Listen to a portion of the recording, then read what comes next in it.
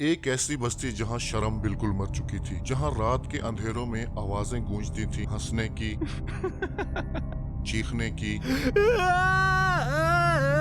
اور گناہ پر فخر کرنے کی۔ مردوں نے مردوں سے محبت کو اپنا شوق بنا لیا۔ زمین پر ظلم اتنا بڑھ گیا کہ معصوم لوگ اپنے گھروں تک محدود ہو کر رہ گئے۔ یہ وہ قوم تھی جس میں نہ شرم تھی اور نہ ہی کوئی خوف خدا، جہاں گناہ کو عبادت سمجھا گیا اور عبادت کو صرف ایک مذاق سمجھا گیا۔ اس بستی کے لوگ اپنے گناہوں میں ڈوب چکے تھے، اور جب ظلم اپنی حد پار کر جاتا ہے تو اللہ کسی قوم کو یوں ہی نہیں چھوڑتا۔ آج ہم جس قوم کی کہانی آپ سب کے ساتھ شیئر کرنے جا رہے ہیں، جہاں ہر گلی، ہر بازار اور ہر چہرہ گناہ کا عکس بن گیا، لوگوں نے حیا کا دامن چھوڑ دیا تھا، دن ہو یا رات، فساد اور بدکاری، اور وہ قوم تھی لوط علیہ السلام کی قوم۔ یہ کہانی ایک ایسی قوم کی ہے جہاں ہر گلی، ہر بازار اور ہر چہرہ صرف گناہ کا عکس پیش کرتا تھا، اور پھر اللہ نے اپنے پیغمبر حضرت لوط علیہ السلام کو ان کے پاس بھیجا تاکہ وہ انہیں سچ اور ہدایت کا پیغام دے۔ لوط علیہ السلام نے ان سے کہا،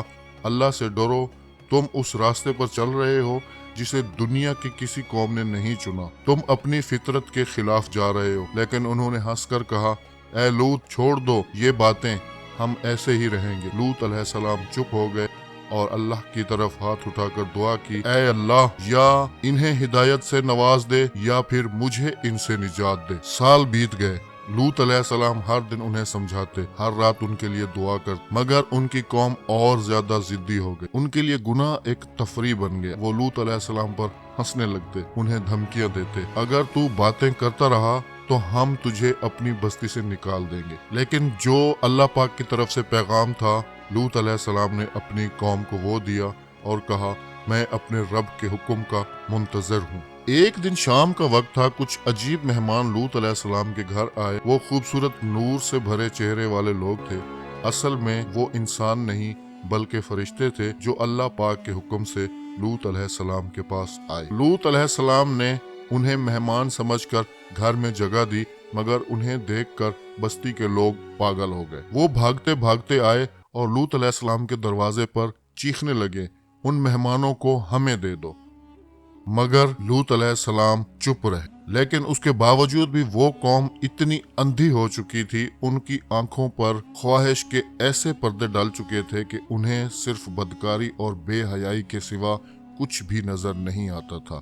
جب حد پار ہو گئی تو فرشتوں نے کہا، اے لوط، اب اپنی فیملی کے ساتھ یہاں سے نکل جاؤ، کیونکہ صبح ہوتے ہی بستی مٹا دی جائے گی۔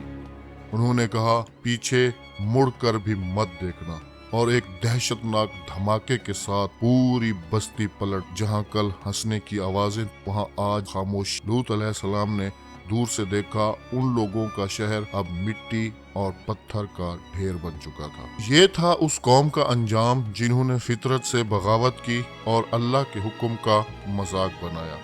آج بھی ان کے شہر کا نشان موت کا پیغام دیتا ہے۔ جہاں لوط علیہ السلام روئے تھے، اللہ نے فرمایا، اور ہم نے ان کے اوپر پتھر برسائے جن پر لکھا تھا، یہ انہی کے لیے ہیں جو حد پار کر جاتے ہیں۔ یہ کہانی صرف گزشتہ قوم کی نہیں، یہ ہر اس انسان کے لیے سبق ہے جو گناہ کو زندگی سمجھتا ہے۔